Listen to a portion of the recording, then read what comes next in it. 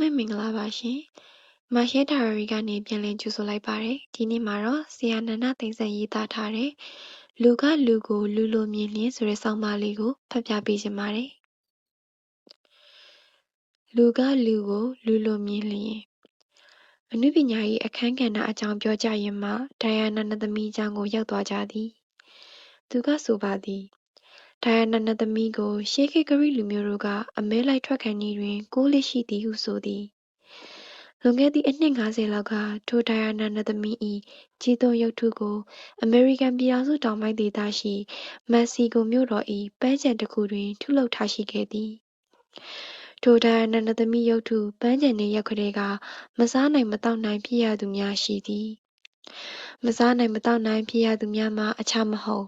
မြို့ပေါ်ကဂုဏ်သရေရှိဟူသောအမျိုးသမီးများပင်ဖြစ်သည်။ပန်းခြံထဲသို့လေညှိခံရောက်၍ဒိုင်ယာနာသမီးရုပ်ထုကိုမြင်ရလျှင်အသက်ရှူကျက်ရပါသည်ဟုလည်းထိုကြက်သရေရှိအမျိုးသမီးများကပြောကြသည်။အဘယ်ကြောင့်ထိုကဲ့သို့ဖြစ်ကြရသနည်းဆိုသောဒိုင်ယာနာ၌အဝတ်ဟူ၍တစတလေးမျှမရှိဘဲ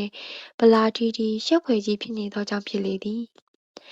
သို့နှင့်ထိုအမျိုးသမီးများသည်မြို့ဝန်ထမ်းထိုဒိုင်ယာနာကိုအဝတ်စားအပြည့်စုံဝတ်ထားသော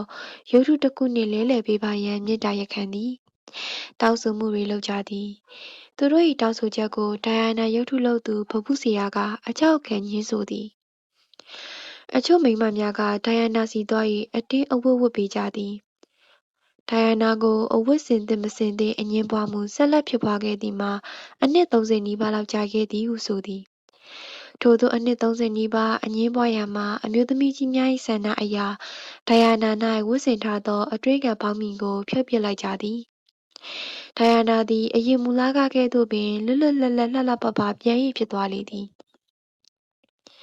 အထက်ပါအကြောင်းကိုပြောပြပြီးနောက်သူကတကယ်တော့ညဉ့်ညံနေဆိုတာရှုမြင်သူအမြင်ပေါ်မှာအများဆုံးမူတည်ပါလိမ့်မယ်။ပကြီးဆရာကြီးလောက်ထရက်ကပြောမှုတယ်ဗျ။ Evil eye in the eyes of the beholder မကောင်းမှုဆိုတာရှုမြင်သူရဲ့မျက်လုံးထဲမှာပဲမူတည်နေရတဲ့ဗျာဆိုတယ်။ထို့နောက်သူကရူဒီအတွေ့သမားသင်္ကာရုပ်တုကိုတစ်ခါကအတွေးခေါ်အသေးတစ်ခု၏အမှန်တစိပြုလုပ်ရန်အသင်းသားတဦးကအဆိုတင်သွင်းရာအများကသူ၏အဆိုကိုပယ်ချခဲ့သည်။ရူဒီ၏အတွေ့သမား၌အဝတ်စားလုံးဝမပါဘဲဗလာကိုတီဖြစ်နေသောကြောင့်မဖွဲမရအမှတ်တစိဖြစ်နိုင်သည်ဟုသောအကြောင်းပြချက်ဖြင့်ဖယ်ချခဲ့ကြခြင်းဖြစ်သည်။ထိုအကြောင်းကိုပြောပြရင်းကသူက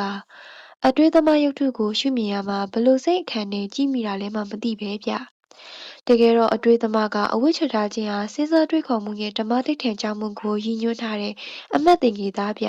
။လူတွေဟာတွေးတဲ့ခေါ်တဲ့အခါရှုမြင်သုံးသပ်ဆုံးဖြတ်ကြတဲ့အခါမှာလူမျိုးဆွဲတွေအယူဝါဒဆွဲတွေရည်ကျင်းမှုဆိုင်ရာအယူဆဆွဲတွေရဲ့ဖုံးကွယ်ကာကွယ်မှုတွေနဲ့တွေးခေါ်ရှုမြင်သုံးသပ်ဆုံးဖြတ်နေကြတာ။ဗမာအမှန်တိုင်းမြင်လာကြမှာလေဗျာ။ဆုံးဖြတ်ချက်တွေဟာလည်းဓမ္မတိဋ္ဌာန်မကျနိုင်ဘူး။ဗတ်လိုက်တဲ့ဆုံးဖြတ်ချက်တွေပဲဖြစ်နိုင်တယ်။ရူဒီရဲ့အတွေ့သမားမှာအဝတ်ဝတ်မထားပေးခြင်းဟာတွေးတဲ့ခေါ်တဲ့အခါမှာရှုမြင်သုံးသပ်ဆုံးဖြတ်တဲ့အခါမှာအစွဲအလန်းတွေကိုခွာချွတ်စွန့်ပြဲပြီးဓမ္မတိဋ္ဌာန်ကြကြတွေးခေါ်ရှုမြင်သုံးသပ်ဆုံးဖြတ်နိုင်တဲ့ဆိုတဲ့သဘောကိုညှိုးဆိုတဲ့သဘောပါ။အဝတ်မရှိတဲ့အတွေ့သမားမှာညဉ့်ညံမှုမဖွဲ့ရတွေမရှိပါဘူး။အတွေ့သမားအကြောင်းပြောရင်းမှာပကြီးအနုပညာပေါ်ဦးသက်၏မိသားစုစီစေးပကြီးကားအကြောင်းကိုရောက်လာသည်။ဆရာပေါ်ဦးသက်၏ပကြီးကား၌မိခင်ဖခင်နှင့်ကလေးငယ်ထိုလူသုံး၏ပုံကိုရေးဆွဲထားသည်။ထိုလူသုံး၌လည်းအဝတ်စားဟုရဲ့မပါ။ဗလာကိုတီမိသားစုကလေးဖြစ်သည်။သူကဆိုပါသည်ဒီမိသားစုပကြီးကားတွေကလူသုံးဦးဟာဆင်းရဲလို့ဝတ်စရာမရှိလို့ကိုတုံးလုံးဖြစ်နေကြတာတော့မဟုတ်ဘူးဗျ။ပကြီးစရာကတမင်းကိုအဝတ်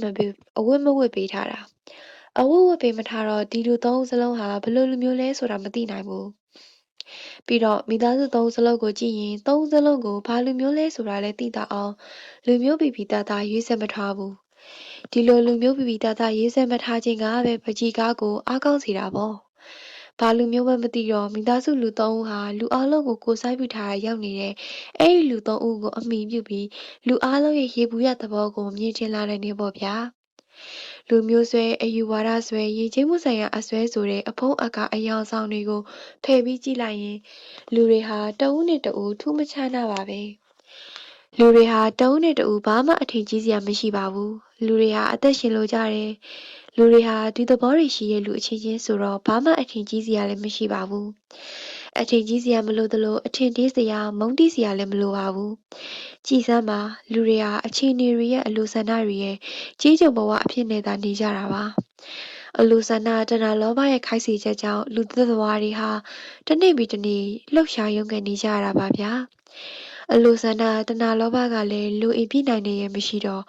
လူဟာအဲ့ဒီတဏှာလောဘရဲ့မျက်နှာကိုကြည့်ပြီးမကျေနပ်နိုင်တဲ့လူအိမ်ကိုဖြည့်ဆည်းပေးဖို့အတော့မသက်ကြိုးစားနေရတယ်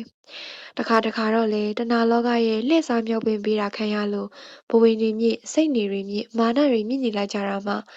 လူချင်းချင်းကိုယ်တော်လူလဲမထင်ဘူး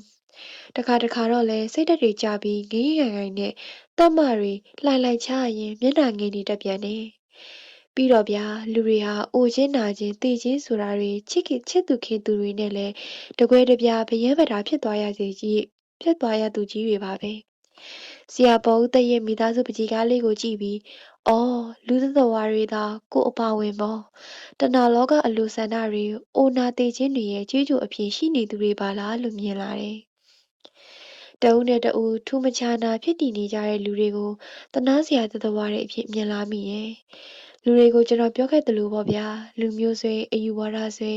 ရည်ကျင်းမှုအဆွေစတဲ့အကာအကွယ်အဖုံအလွှမ်းအယောင်ဆောင်တွေကိုချွတ်ခွာပြီးရှုမြင်မယ်ဆိုရင်လူတွေကိုလူတွေအဖြစ်နဲ့လူလိုမြင်အောင်ကြိုးစားကြမယ်ဆိုရင်ပေါ့လူအချင်းချင်းခိုက်ရဒေါသဖြစ်မှုတွေလည်းလျှော့နိုင်လာပဲလူအချင်းချင်းကိုကြီးရိုက်ပေးရင်းနဲ့အေးအတူပူမြနေနိုင်မှုတွေလည်းဖြစ်လာနိုင်စရာရှိတယ်ပေါ့ဗျာသူ၏စကားဆုံးသောအခါ၌လူကိုလူလိုမြင်တတ်အောင်ဖန်တီးထားရာရောက်ပါသည်ဟူသောဟင်နရီမိုး၏လူပုံမပီမသပပုရုပ်များအကြောင်းကိုအခြားသူများကဆက်လက်ဆွေးနွေးနေကြပြန်ပါသည်နန္ဒသိမ့်စံ